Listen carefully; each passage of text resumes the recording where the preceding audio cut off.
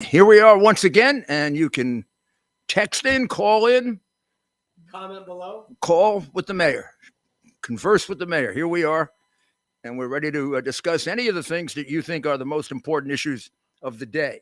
I'm going to start, of course, with the U.S. win against Iran in the World Cup. Um, very frustrating game for those of us who are not pure hockey soccer fans. I think of hockey and soccer as being similar.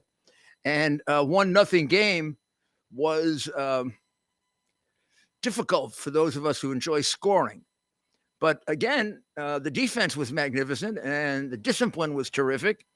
The players were superb, and the U.S. won. So we're not going to complain too much. We do feel sorry and worried about the team from Iran because we don't know what they're going to go back to. I've proposed, I don't think it's going to go anywhere, that we should give them all amnesty. I mean, we're giving away amnesty to people we don't even know. We don't even know what their values are. We don't even know whether they're criminals or not. And they're not fleeing political persecution by any means. Some of them may be fleeing nothing at all. They just want to get here. And it's also helping to cause our fentanyl massive problem, record deaths from drugs. It's causing a tremendous amount of our problems, particularly in the states that have heavily impacted by it. So maybe a couple of breaks for these people would be a good idea, at least to save them from being killed. There are protests going on in both Iran and in China, neither of which seem to be doing much to get the attention of Biden and his administration. You would think that these kinds of protests in governments that are enemies would kind of make us a little excited. It's hard to know the priorities of this administration. It certainly is clear America is not. They objected to Trump making America first. I don't even think America counts. There would be nothing better for the world than a change in government in Iran. Except I can't imagine that Biden or Obama would like that. And Obama may be really calling the shots since they invested an enormous amount of money in Iran. Remember all the cash that Obama sent to Iran? Had to know he was funding terrorism. Why would you send cash? But let's start with China because I think we're going to have slightly different conclusions as to the two. And if you want more details about that, go to my podcast, which will be out tomorrow at rudygiulianics.com. The title of the podcast will be Protest or Revolution. Or maybe it should be Protests or Revolutions. And the question is, what's going on in China and in Iran? Well, what's going on in China began with a fire in a pretty distant area of China, very far away from Beijing, up in what I guess you would call the northwest corner, right on the border of Mongolia, or not far from Russia, Urumqi. I think I'm pronouncing that right, but I am not a Chinese scholar, that's for sure. Urumqi, which is, I don't know if you can see it I can hold it up for you while we're doing this. Maybe put it right there. And I'll get out my teacher's thing here. See what I have here? Look. I have one of these here. Can you see this now, Chad? That's right. We are zooming in on your screen, man. So just to set yourself, here's China, right? Here's Mongolia, here's Russia, okay? And there is the capital, the city, probably people would know best, Beijing, and down here is Shanghai, and down here is Hong Kong. We got to put it up a little bit more, I think, for Hong Kong to get Hong Kong in. Yeah, okay. Now we've got it better. So it began here, right here. See, far away from Beijing, in Urumqi, which is in the Xinjiang province, right up in here. And it was a fire in a building. 10 people died in the fire. A number of people were injured. And the fire was blamed on the Xi Jinping 2.5, in some cases 3-year, extremely heavily enforced lockdown. And they had protests here right away that night. Into the next day, the protests moved to Beijing. And then and almost at the same time, Shanghai. And then spread to each one of these places: Urumqi, Beijing, Xi'an, Changsha, Guangzhou, Wuhan. Wuhan, of course, the famous for being the place where the virus began and spread all around the world. Heard a few things about You've heard about last Wuhan, and you heard the phony story about the outdoor market, right? And the bats that supposedly was sold in the outdoor market. Only thing wrong with that is there are no bats sold in the outdoor markets, and there are no bats in Wuhan. The bats in China happen to be up in this area of China, 1,000 miles away. But, it just could be. What do you think? You think maybe the Wuhan virus came from the place it was made, in the Wuhan virology laboratory? Gee, that sounds like it might be a much better. Well, Fauci didn't think that. Fauci shot that down, but then Fauci didn't tell you at the time that he was funding research in that laboratory, which, by the way, is controlled by the Chinese Communist military. Enough of that. So these are the places that have so far had demonstrations. They have been very extremely, I think, back here. I can control it from here, actually, so I'm zooming in on the camera. Very intense. They have called for the deposing of Xi Jinping, who has just sort of got his new term and what looks like he's on his road to being prime minister or president, whatever the heck he is for life, dictator for life. They now want him gone. These people do. And of course, a number of them have been killed already. A number have been imprisoned. And the question is, how long does this go on? Is there any concession on the part of Xi Jinping toward the lockdown that would abate this to some extent?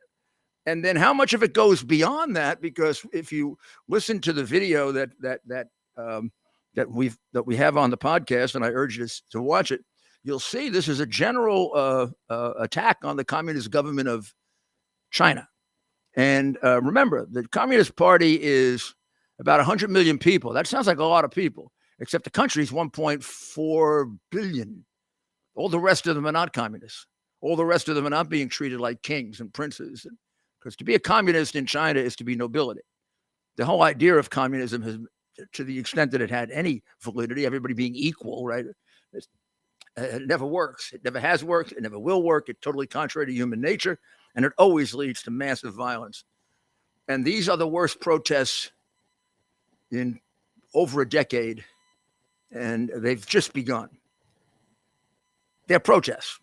Now we're going to make a switch, and we're going to make a switch to Iran, where these protests are much further along. Let's put it that way. They have much more history to them. They're much further along. They're much better organized. And let's talk about the immediate proximate cause of the protest. The immediate proximate cause of the protest was the killing of Miss Amini back in September, up in the area here, which in Tehran. And remember, she violated the morals code. She was arrested by the morals police of Iran, and she had some hair that was showing from her head from her Habib. 3 days later, she was dead. No explanation. Not the first and not the last time that's going to happen to a woman. And for some reason, this one just broke right out.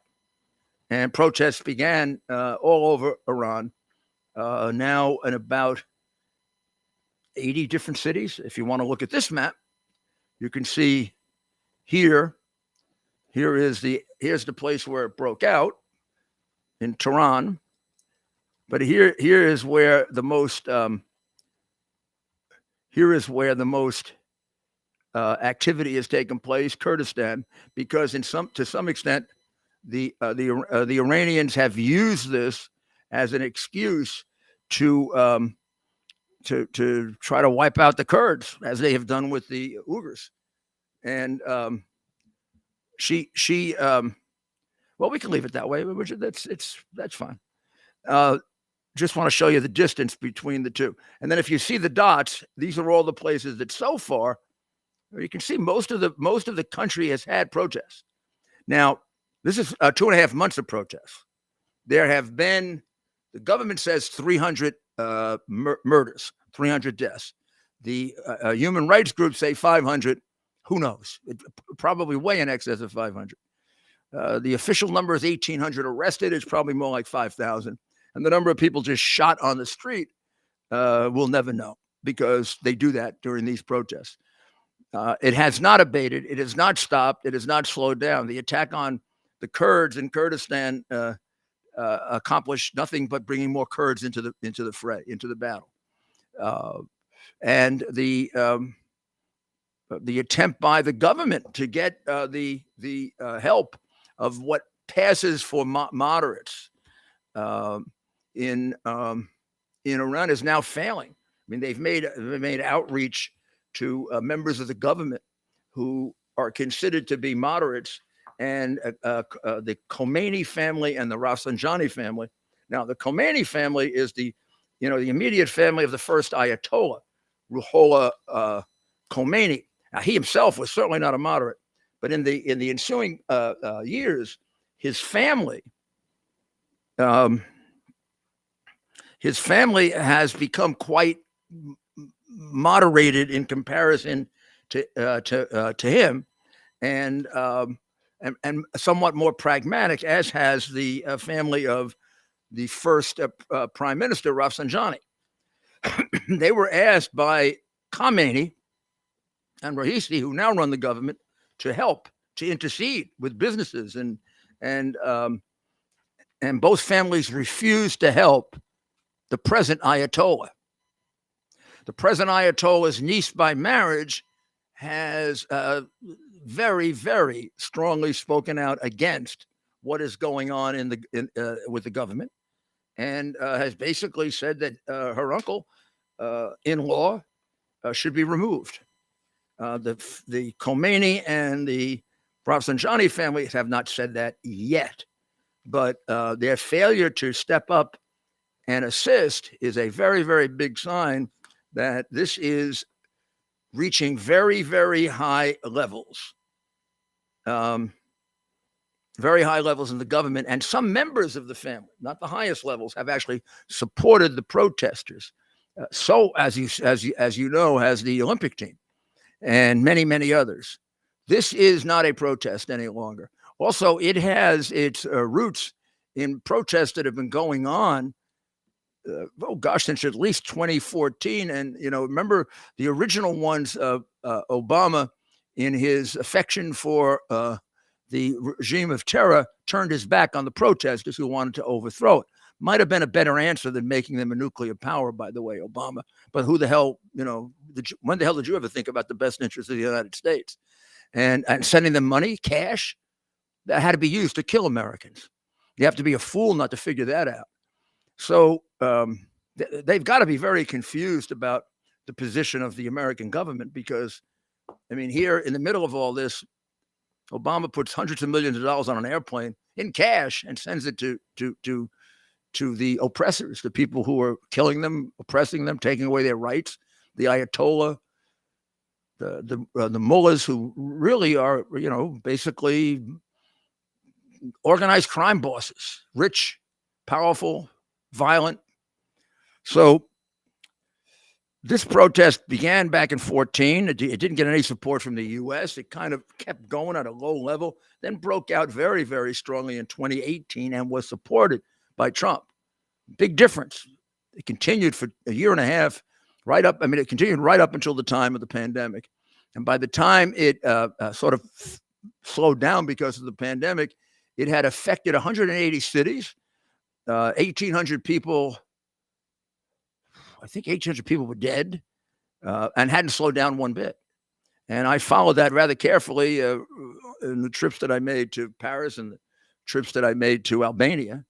I have somewhat of a personal interest in this. I mean, I've been involved with the dissidents now for well over a dozen years, about 14 or 15 years. Twice I've been part of a group where the Iranians, so beloved by Obama and Biden, have sent groups to bomb the place that I was at. One in Albania during a New Year's celebration with Madame Rajavi, and the second, the big gathering in Paris with Newt Gingrich and Mike McKasey and a number of other people. In both cases, the Iranian diplomat that was guiding the bombing mission was arrested and prosecuted. Now the Belgian government is thinking of letting one of them out of jail. Sounds like they must have a brag in Belgium. But this is a very, very evil government. And this is a revolution. And here's a prediction. This isn't going to stop. This will end in the removal of the Ayatollah. It might be soon. It might be much longer. A lot more people may die. But these people are not, at this point, backing down. It's the whole country. And it's every level. Before this happened, during the revolutions before the pandemic, the entire working class of Iran really had protested. And now we have, it seems like pretty much the whole country. And will the regime back down and change their dress code? And I don't think so. But one, we can denominate a revolution, and the other, I think we still have to say, we'll watch it. It's still a protest. Ted, we have any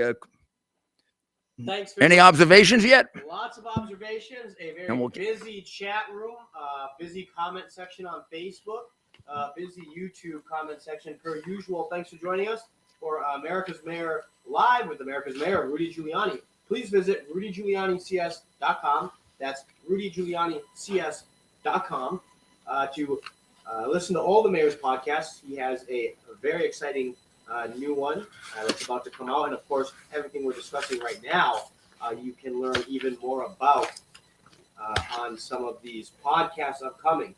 Mayor, lots of comments here. We'll start with YouTube. Some folks are asking a number of questions. Oh, someone's asking if. Oh, so Mayor, have you been to China? Yes, I have. China? Yeah. I've been to Beijing and Shanghai. And I guess speak to a lot of folks here who haven't been to China. Speak to the culture there in terms of, this COVID lockdown strategy, this zero tolerance, or as they kind of are putting it. Well, I mean, I don't know why we're so surprised about it. I mean, we do have a modified version of it, but that's what Democratic governors did, didn't they? I mean, they locked people down. They shut out Easter. They canceled Easter. They canceled schools. They put them, when kids went to school, they put them in masks, even though they didn't need them. Children are suffering from psychological damage as well as physical damage as a result of those masks.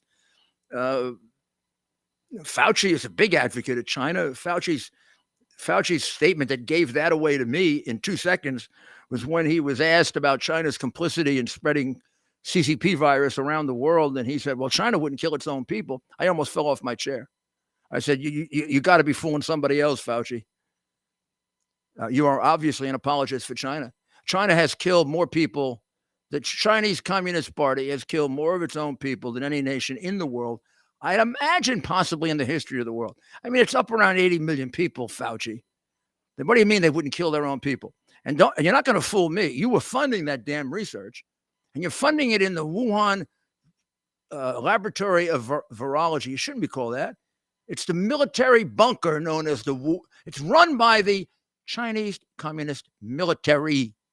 You know that. All of their laboratories are run by the military, and all of them have military applications if the military wants to have that kind of application. So how do you know whether this is a biological weapon if the military decides it wants it to be a biological weapon? And you funded it in defiance of the orders of Obama by laundering the money. So, I've been to China, except I'm not a big apologist for China. Shanghai was a different experience. Shanghai, when I went there, which is about 8-10 years ago, is a business city. It's the most Western looking of the Chinese cities. Um, I mean, it could look like a modern version of Paris or London, or uh, tremendous number of skyscrapers. Beijing is an older city.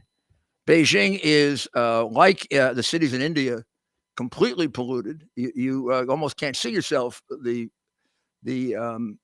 pollution is so great. Not Shanghai, Beijing, and in Beijing you feel completely observed. We certainly were. Our garment bags were gone into. We were able to establish that by I was there with a group of from my security company, and they searched our entire rooms looking for things. Of course, we had nothing with us. We brought burner phones with us. Um, we had a spy, a woman, put in the car with us who wanted to be with us all the time. We're not like the members of Congress. We didn't accept the spy. We threw her out on her back. Well, we just threw her out nicely, not so nicely, because she was a communist. And during my meeting with the head of the Communist Party in Beijing, I had a wonderful conversation for about an hour until he told me to go back and tell our president that he should kind of lay off Taiwan. And I said, well, maybe things would go better with Taiwan if he became a democracy. And that wasn't translated correctly by his translator. And he had a big kind of smile on his face. And I said, my goodness, did I just change his mind about Taiwan? And I said to my translator, what's going on? And he said he didn't tell him that. He gave him some garbage about how you've never been to Taiwan or something like that. And he was very happy that you had never been to Taiwan. So was that a mistake by the interpreter? No, purposely did it. Purposely, I imagine he purposely did it. So I said, interpret it correctly. He said, you sure you want me to do that? I said, you're damn right, or I'll try to do it in Chinese. So my interpreter interpreted it correctly. He said, Mr. Giuliani thinks the big problem is that Taiwan, wasn't a democracy originally. It had to work really hard to become one. It's a very, very strong economy, one of the strongest in the world. And maybe instead of trying to force them into giving up their democratic rights, you become a democracy. And then maybe you guys could get together. No kidding. Exactly what happened. He didn't smile. He didn't grimace. He stood up.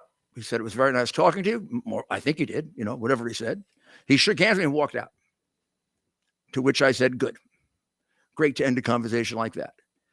I fulfilled the lesson plan in my book on leadership that says, stand up to bullies.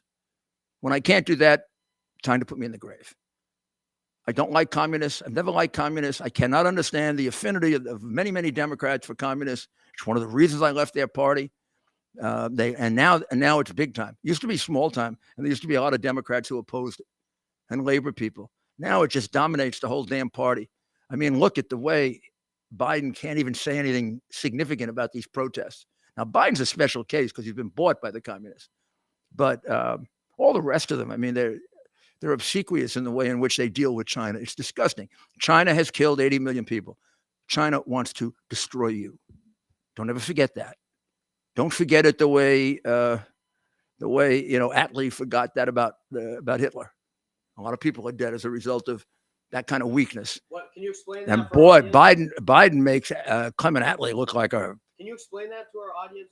Attlee, Hitler. Well, Hitler basically told everyone what he was going to do. You take over the world, and all the English did for years is appease him, give him what he wanted, against the advice of one man, Winston Churchill, who they painted as a maniac. Sound familiar?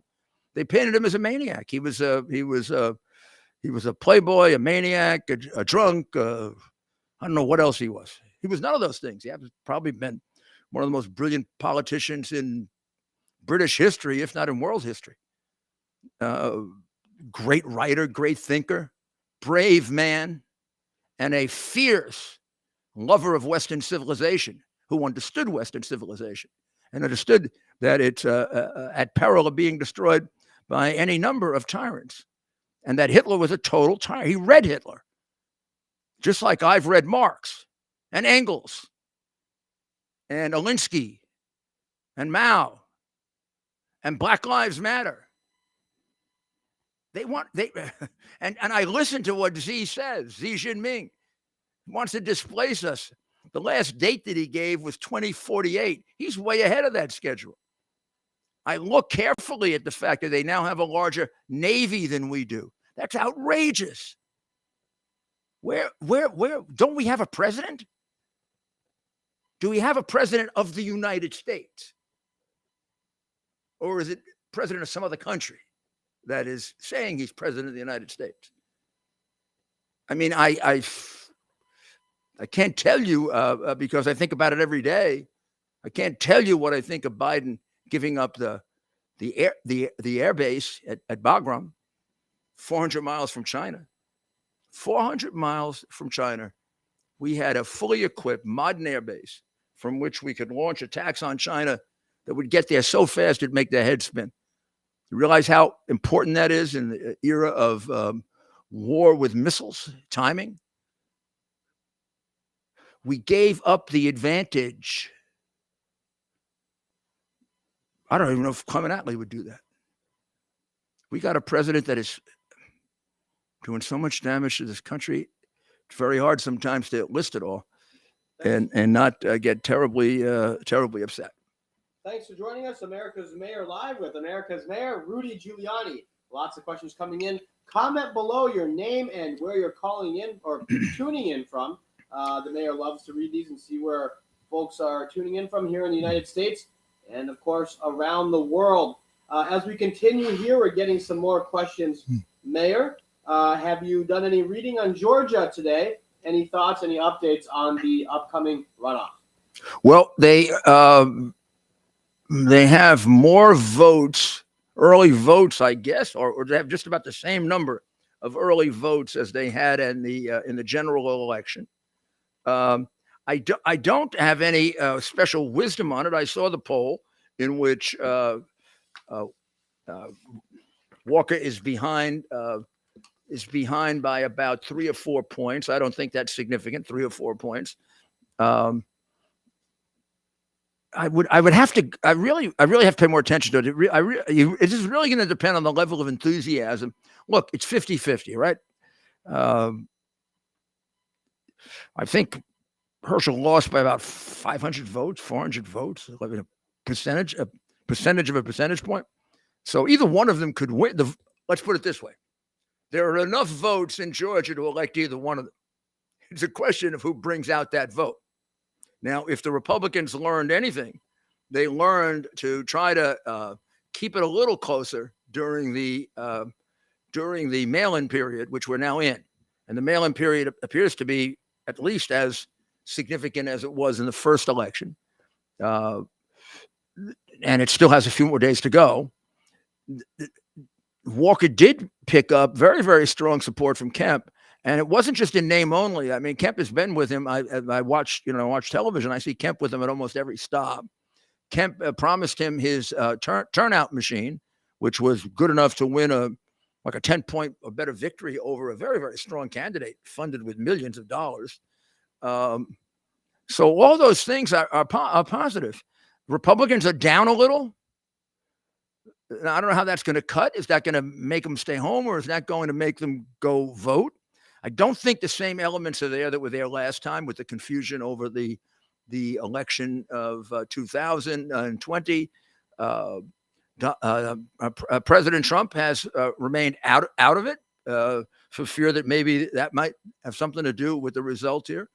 So I think this is a much more united Republican Party for Walker than it was 2 years ago when we had the 2 Senate elections. And after all, we almost won one of them. Impossible to say from here, except one thing. I would have to go with the fact that it's essentially a right of center state. And this government and Warnock they don't even know what the center is. There is no center. It's fallen off the cliff on the left side. And if that's gotten through with the messaging of Walker and Kemp and many of the people that have gone there, then Walker should win by a few points. That's what I think. But I'll have a better idea of it. In fact, Ted and I will make some calls tomorrow and see if we can get some. I don't have any inside information right now on the Georgia race, except the things that I've read. Probably it goes back a week, so we'll try to. I have a fairly good feeling about it. We'll make some calls and talk with some folks. That'll be very interesting. Thanks for joining us. We are hitting over 1,000 viewers live, and that continues to climb. So thank you very much for tuning in. Share this with a friend, like, subscribe, and of course every weeknight, 8 p.m. Eastern, we're live right here. And every weekday, the mayor has his radio show on WABC, and you can watch that at wabcradio.com. The Rudy Giuliani show. Yeah, today we did we did two things at once. We did the Rudy Giuliani show, and we commented on the football game, on the football. But there wasn't much to comment about. There was like one goal, and then disputes over calls. How can we get? And then the crybabies who get on the ground and make believe they're injured. I think that's hilarious. That's hilarious. Those guys. I mean, those guys. But I think the refs are into it. I mean, they got it. I don't think it accomplishes much. Yes. The guy gets down on the ground. He acts like he's got a broken leg, a broken back, and he's going to be a paraplegic for the rest of his life.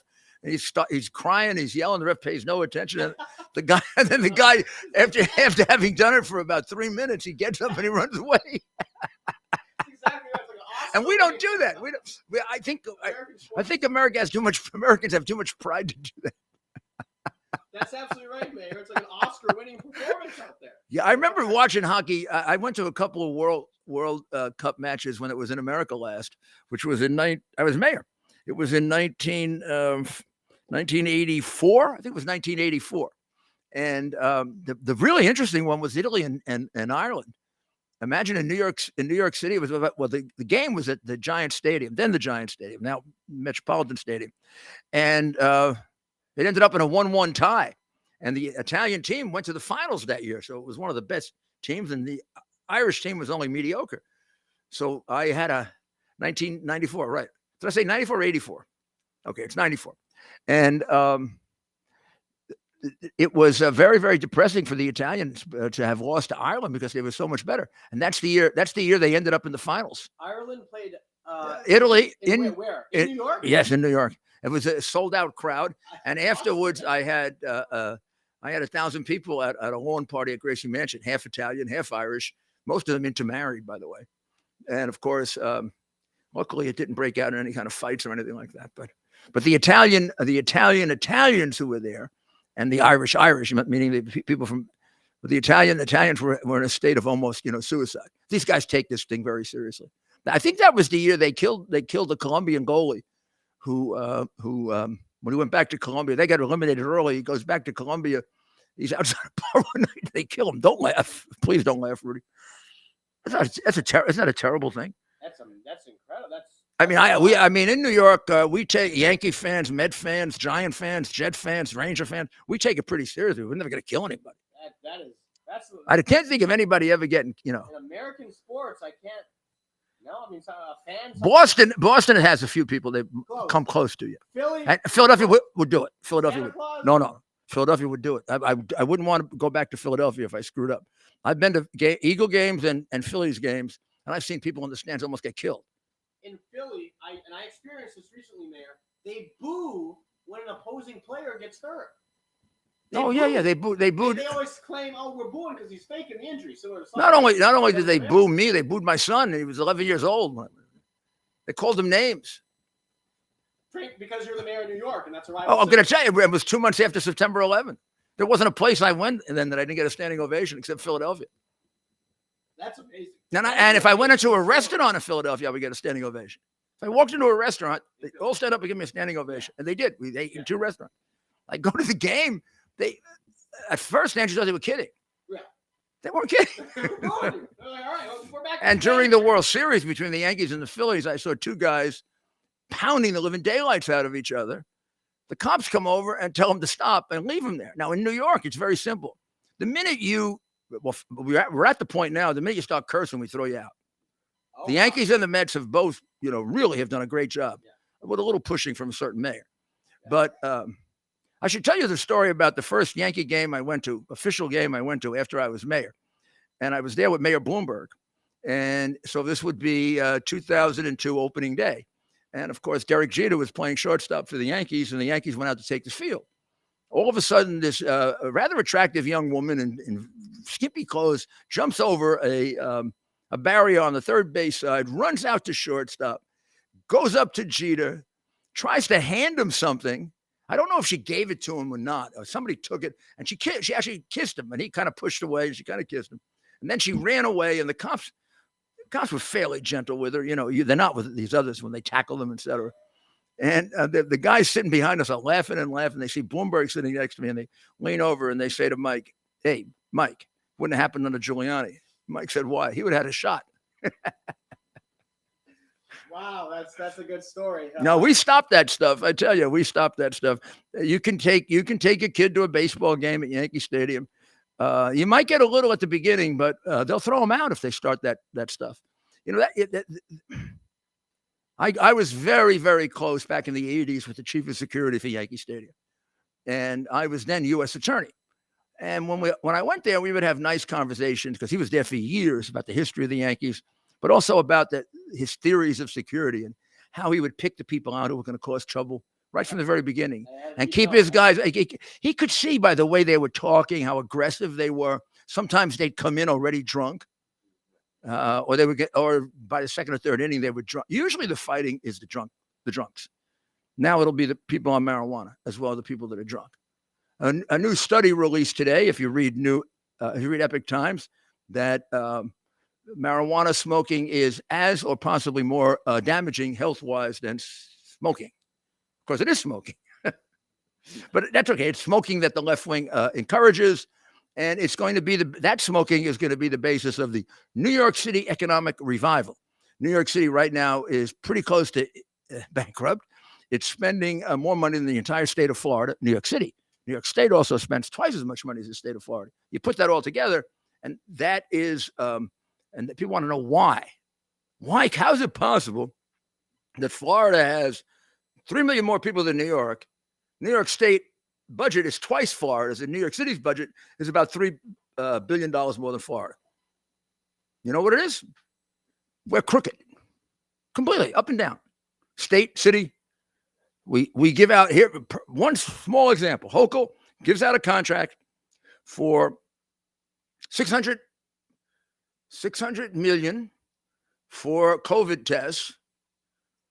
The same contract cost the state of California $300 million. She didn't bother to negotiate, and she got within 4 weeks a $300 million contribution. $300 million contribution from the company that got that contract. So basically, the state of New York, in its budget, made a $300 million campaign contribution to her by the guy who got the contract kicking it back to her. So there's $300 million in the budget that never had to be there. There's about $4 billion in the budget that she used to bribe people for the Buffalo Stadium because they didn't want to vote for it. Now, why was she so interested in the Buffalo Stadium? Well, she is from Buffalo, and maybe she's a big football fan. I don't know. But maybe it affected her that her husband was put on the board and made an owner of the concession company in 2014, just at the time that they were seeking this new stadium. And they wanted to make sure it wasn't in the city of Buffalo, that it was instead in the suburb that it's in now. And she strongly supported that as a local official, and then rounded up the money to build a new stadium. And hubby's going to become a multimillionaire based on that. This is what Democrats do for a living. They don't represent you. They represent themselves. That's why these cities are falling apart, because there's nobody there that takes care of them. They're taking care of themselves. Thanks for joining us, America's Mayor Live, and we are flying through the hour here. It is the fastest hour on the internet. Keep the questions coming. And yes, someone asked, are you really live? Is this really a live broadcast? I'm live. And you are live, and it is, in fact, 8:39. I am live. I've always liked that. Live on tape. Yeah. I'm live, unless you're watching it after 8 to 9 p.m. Eastern time, in which case we'll be sort of in a podcast form, recorded. So yes, we are. But then live. we'll be live. We can read some of on these digital to prove that we are live. Jeep Girl, she chimed in. Yes, he's live. So our moderators are commenting in. And watch. I'm actually drinking this water. Watch. Thanks for joining us. We are live. And so here's an interesting question. Someone's asking if you could talk about some of the stuff in the bookcase behind you. I don't know, maybe we can get more in depth on another episode, but if you'd like to maybe... No, I'll give you one or two if you want. We can zoom in, Mayor. We can zoom in from the camera here. So we've got a book there about Ronald Reagan. Not recent. In terms of Reagan biographies, one of the more recent. We have the complete Second World War by Churchill, which is one of my favorite books ever. We have the treatise Common Sense by Thomas Paine, for which my podcast is named Common Sense. It's for Thomas Paine. And we've got several of my leadership books that were special editions on the far left there. Can I pull one out and show the... Can I pull it out? We have the Book of Common Prayer, which is the really the religious book. Yeah, this is my book on leadership. The usual copy. These were special copies that were made. We're planning on plugging this book, but are people able to still get it? Yeah, they can still. It's hard. They can still get it. Yeah.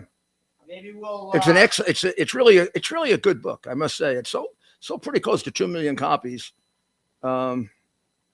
Here's a description of my battling cancer. I'll read you some of the titles. You'll get an idea. A couple titles, Mayor. The chapters sort of outline the book. Well, the first chapter is about September 11. It was added after I wrote it because I wrote it before September 11. These are lessons on leadership. First things first, prepare relentlessly.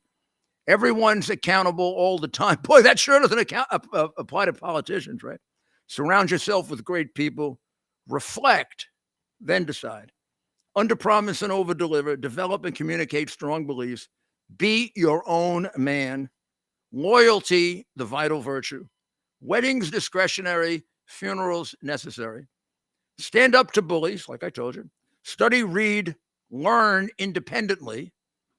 Organize around a purpose. Bribe only those who will stay bribed. Now, that, of course, doesn't mean bribe in the sense of legal bribery, but it talks about the people who rely on the wrong people. And this is a copy of the book as you would get it. Oh, hold that up again, Mayor. Who's that? Who's that good-looking man in that picture? That's me with the New York City behind me. It was taken on the 59th Street Bridge. Now the Edward Koch Bridge. It was taken on the 59th Street Bridge. Now the Edward Koch Bridge. A little bit here. Take a look. There's the mayor. There's his book, Leadership. So we're going to find a way to make this available. It is available, so you can Google it and find out a way to get it. And we'll find a way here to make it available to our growing online family community. We're sure a number of you are interested in this. It's a fascinating read. That actually, the copy he showed you, I am still finishing up. But really, if you dedicate some time to it each night, it's something you can get through relatively. Yeah, and I think it's a combination of lessons of leadership. It's I think really good story, but told in a form of stories that illustrate it, so that it makes it possible. It's impossible to read it. People must have liked it. It was a bestseller. So New York Times bestseller, folks. So we'll share more with that. So great question, and I'm sure we'll do some more episodes. And then there are a lot of other books there. The book next to it, I think you might be interested, is the Book of Common Prayers. You see the Jerusalem Bible, the Holy Bible. No, I can't. You see up in the right there, that's the Roman Catholic Book of Gospels. There's the Roman Missal in English, the Roman Missal in Latin. There's the Book of Gospels. I have 2 copies of that. One is signed. And then a few books about Donald Trump. Another copy of Leadership. And then this here. This here.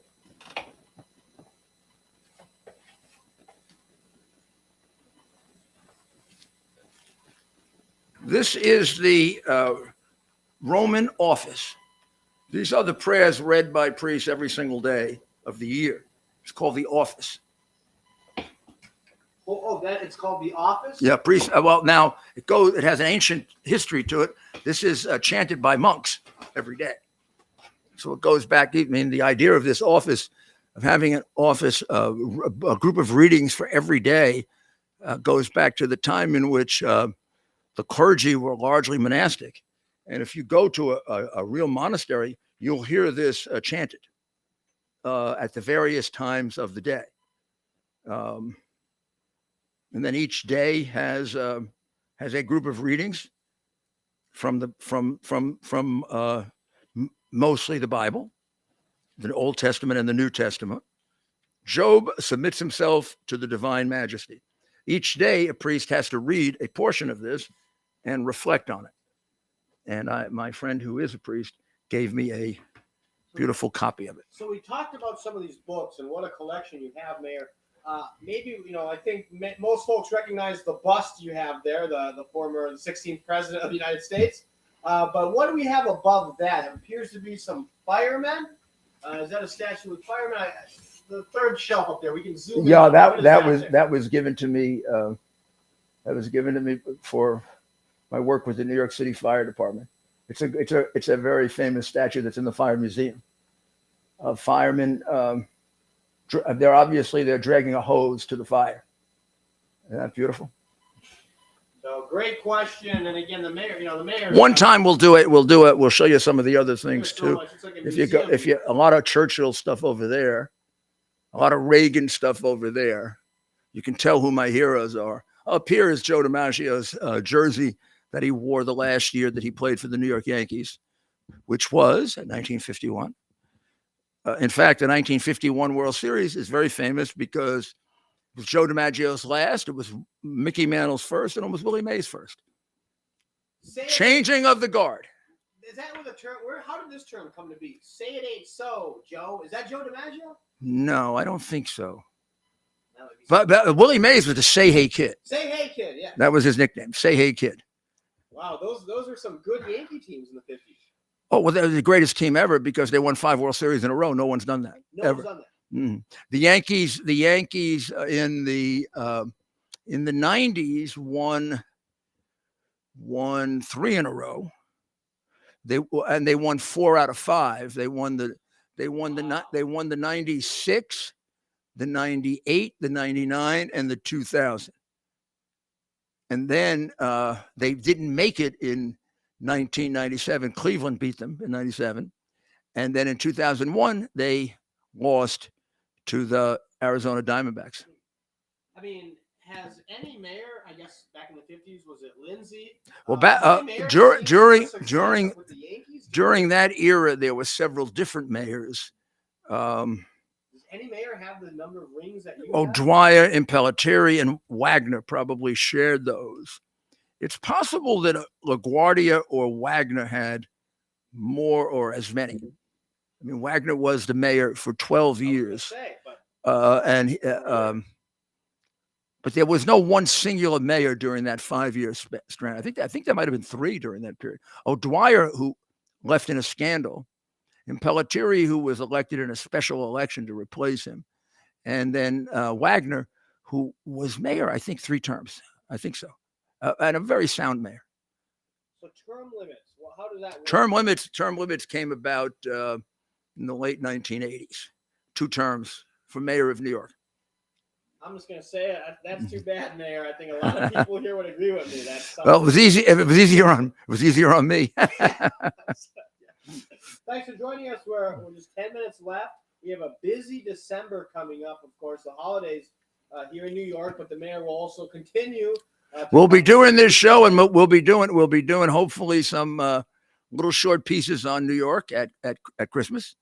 We'll let you see a few of the things about New York, and I'll give you whatever special perspective I have on it as the former mayor and as a lifelong New Yorker. There's no city that I know better than New York, and there's very few people that know it better than I do. So maybe let us know. We are going to kind of put together some of the mayor's leadership lessons. His book, we're going to kind of transform that under his direction into a series of videos. So comment below if that's something you'd be willing to spend a few bucks on. We're thinking somewhere around $10 to $15 for a video series direct, with the mayor himself, a whole catalog of videos. And a lot of you have gotten to connect with the mayor here the last few weeks. We want to put this into a series of short videos that people can understand. And really, I think two things really need to be supplemented. And we're going to try to do both. Hopefully we can do it. And if not, we'll do one. But people need for their own personal life to know the basic essentials of leadership, to take charge, because so much of the problem we have in the United States right now is we've become too much of a nation of followers rather than a nation of leaders. When I saw the pandemic first start, I'll tell you, when I first got really the idea of locking everybody up frightened the living daylights out of me.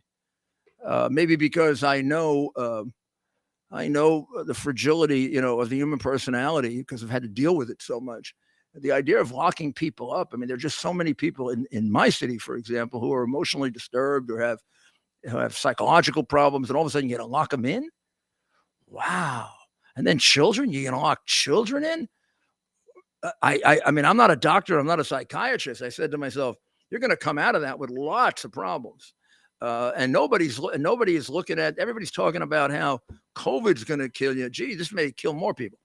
And is it necessary? And the permanent damage. And is it necessary? To toddlers. I mean, and now when we look back on it, was it really necessary? When you look at the countries that didn't do it, or you look at Florida and Texas, who broke out of it faster, their fatality rates are better than the ones that kept it going longer. And maybe this is something that we can ask Dr. Maria about in the future. Go ahead. And Florida, when it first started, I thought Florida would be the state that had the worst rates because it has the most. I mean, everybody who's old in New York goes to Florida. They're all there.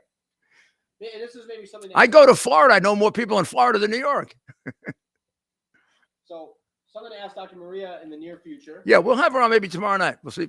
What the damage to children, not only from them having to wear the mask, but imagine being a young child, Mayor, and seeing the world and seeing everyone not being able to see others' faces for going on almost 2 years. Don't tell, and I'm not a doctor, that must have permanent long-term damage. These kids. Yeah, we basically used the China approach. And early on in the pandemic, Mayor, I don't know about you, I would see those videos from China, right? I'm talking January 2020, and you'd see the lockdowns, and you'd be like, wow, they're so authoritarian over there. That's nuts. Good thing. Well, I mean, it did not seem to me like Whitlis and Newsom and Cuomo, Murphy wanted to give it up. I mean, they were hanging on to it for as long as they could. Never in a million years did I ever imagine. They just loved it. They loved having people locked up. They loved bossing them around. I remember when here you had to have papers to go in a restaurant. Where are your papers? Show me your papers. If you don't have your papers, you can't eat here. Show me your papers. You have to have been vaccinated. Wait. I had the illness. I have antibodies. My doctor says that my antibodies are stronger than the vaccine. Oh, you're being selfish. They shame you. You want to kill everybody. But I'm not supposed to believe my doctor. And my doctor says that it does have side effects. And you have no chance of really dying at this point with the antibodies that you have. You have a very low chance of getting it again, much less than you would. And my doctor did not believe the vaccine added a damn thing to it. Now, that was my doctor. That's how we make decisions in America, with our doctor. And I honestly believe, having dealt with CDC and in any number of circumstances before 9/11, before the pandemic, that they're not by any means always right. In fact, I have the kind of a different experience with them, which I can explain sometime, with West Nile virus and other things. I have much more confidence in the practicing doctors. And I think if we go back and we want to do a retake on the pandemic, it was relying on the government bureaucrat doctors who stopped being doctors. They don't treat people anymore. And we didn't rely on the men and women in the field who are saving lives. I mean, they know what they need a lot better than Fauci. I mean, Fauci screwed up AIDS. Why wouldn't he screw this up?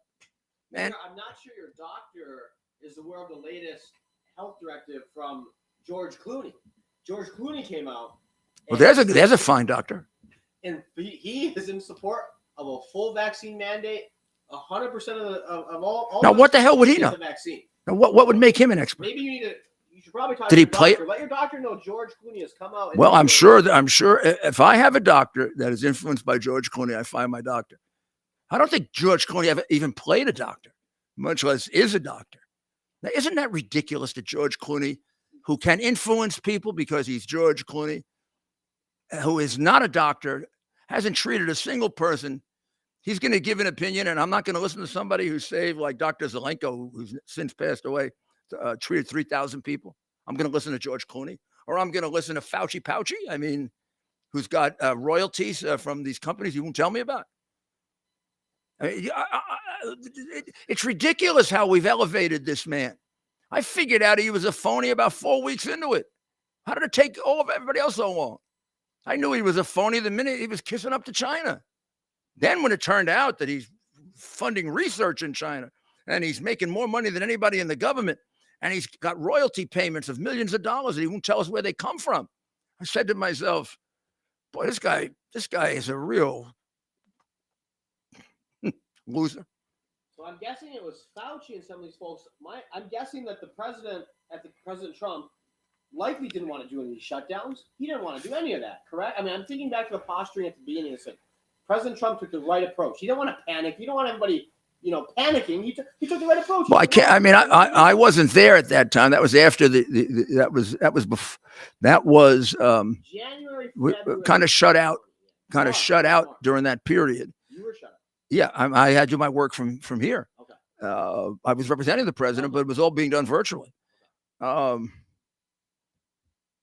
First time I really didn't have any impression of Fauci until he started in with the double talk about hydroxychloroquine, because he had made very, very positive statements about hydroxychloroquine about 4 years earlier that Dr. Maria showed me in a journal. And all of a sudden I realized the guy's got a motive here. It's really very well outlined in Robert Kennedy's book. We'll get the book out tomorrow and discuss it. Yes. You might find it unusual that I would promote Robert Kennedy's book. I think it's one of the great contributions, and will be in the future very much as a lot of the definitive history of what happened during. Yeah. What do you predict? Just a few minutes left. Thanks for joining us. A very lively discussion. I think the worst thing that happened to Fauci is the Republican Congress got elected. They want him bad. And there better not be a Republican Senate, because Rand Paul devoted his life to proving the truth. So just a couple minutes left here. Thanks for joining us, Mayor. Just a couple minutes. So any final questions you may have, we may try to get to them. Let us know who you are and where you're tuning in from. We're going to have another exciting episode tomorrow night. And look out for some of these leadership videos. We'll talk more about it, how we're going to release them. Our goal is to get those out ahead of the holidays. We really think it'd make it an incredible gift. We want to make sure we keep it affordable, and everything the costs involved. Well, particularly given the fact that Biden is knocking the hell out of our economy with Thanksgiving. A lot of people couldn't enjoy a real turkey at Thanksgiving because of this creep we have in the White House. I mean, and he doesn't even recognize that it's inflation. I don't think he knows what inflation is. What was sad to read today, Mayor, was that the president, Joe Biden refused. He didn't put up a stocking for one of his granddaughters. It was a baby that Hunter had with a stripper. You gotta be kidding me. So I get that part of it. So it's not. No, I don't get that part of it. Well, I don't get it, but This may be the Italian heritage. Yeah. He doesn't recognize his own blood. Hunter had a baby. I know Hunter had. I know everything about Hunter. I got his damn hard drive sitting two doors away. I've got all his disgusting, perverted pictures 2 doors away. How about this? I've got his 50 crimes and his father's 60 crimes 2 doors away. I've got to wake up every morning knowing he's not alleged to be a crook. He is a crook. He's a massive crook. Biden has taken millions and millions of dollars. You have to be stupid if you don't know why. to sell his office. What did he have to sell? Get $1 million, to make $1 million, you have to have something to sell. What did the Biden crime family have to sell? Hunter Biden? Joe Biden's influence.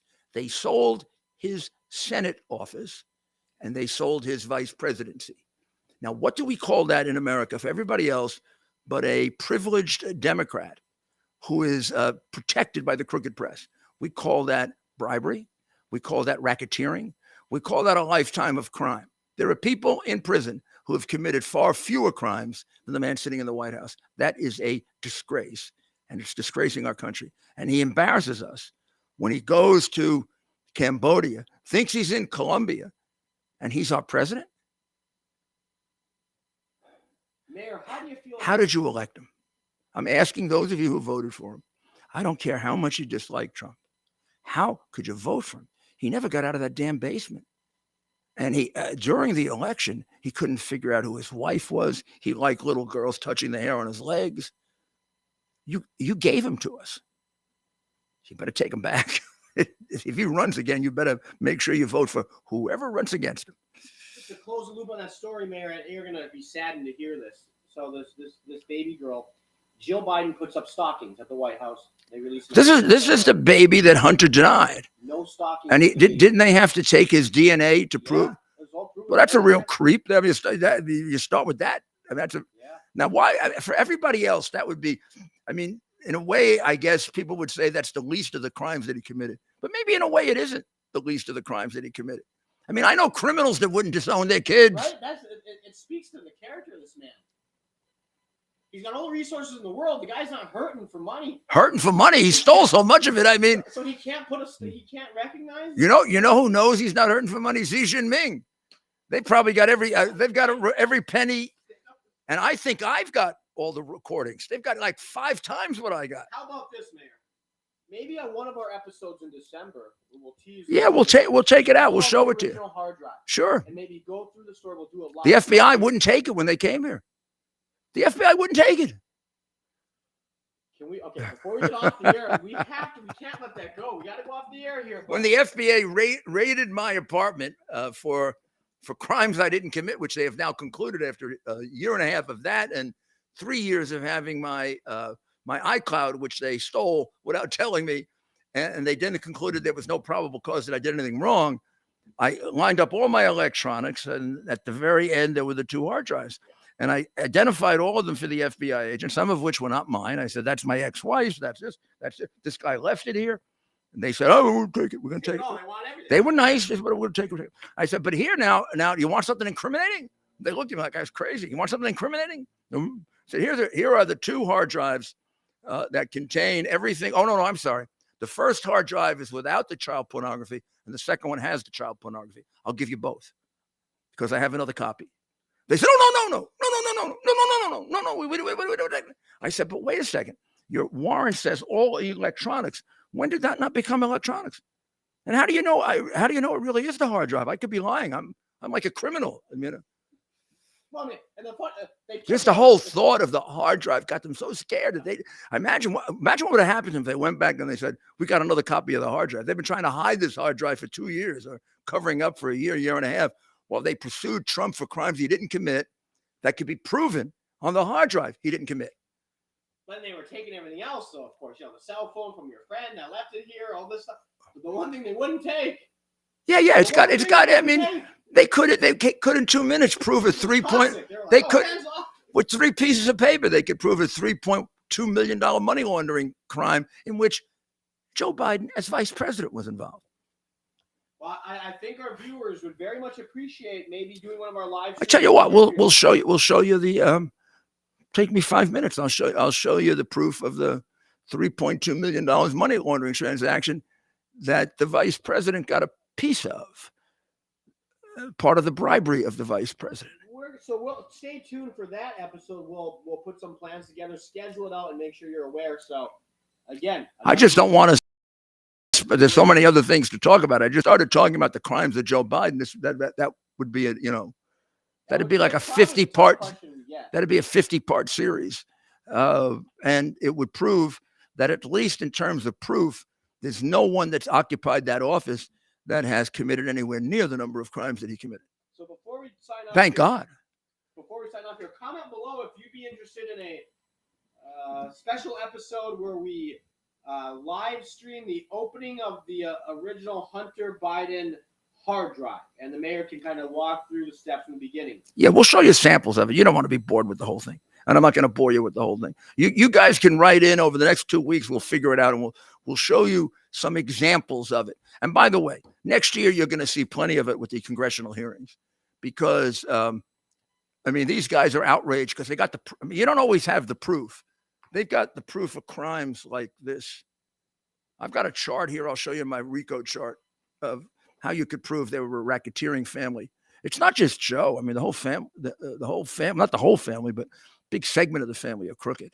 A lot of yeses. Everyone's commenting. They were all in the family business. The family business was selling Joe's office. The hard drive episode will be legendary. Can't wait. Wow. Yes. Please do it, Mayor. Do it. We will. Let's open up the. Okay. Lots of comments. We will. So, I mean, we cannot be silent about the phoniness of what's going on in this country. We've got a president who is a massive crook. And then, even as important, if not more important, there is a very, very important question that relates to our future and our children's future and grandchildren. Is he compromised by China that would seek to displace us as the leading nation in the world? Is he compromised by China? Since we can show that he got $31 million in a five-year period from China, that's a lot of compromising. So thanks, George Mayor. We are over time. Any closing thoughts? Anything you'd like to share with the? No, just let's congratulate the U.S. soccer team for winning a pressure game. All the pressure was on them, enormous. They were getting criticized for 2 ties and all this stuff. And if you play sports, it's so unfair when they do that Monday morning quarterbacking. And these guys are superb athletes, including the Iranian team that lost by a goal. And let's congratulate them and let's pray for them. The American team, we just congratulate and give them awards and whatever. The Iranian team, we better pray for them, because they're going back to the regime of terror that, next to China, has killed more of its own people than any country in the world, and is the biggest sponsor of terrorism in the world, and is now engaged in a revolution. Don't let Biden try to talk you out of it. It's a revolution. He's not doing anything to help. Even moral support. Not doing anything to help in China either. Wonder why. We'll be back tomorrow night. God bless America.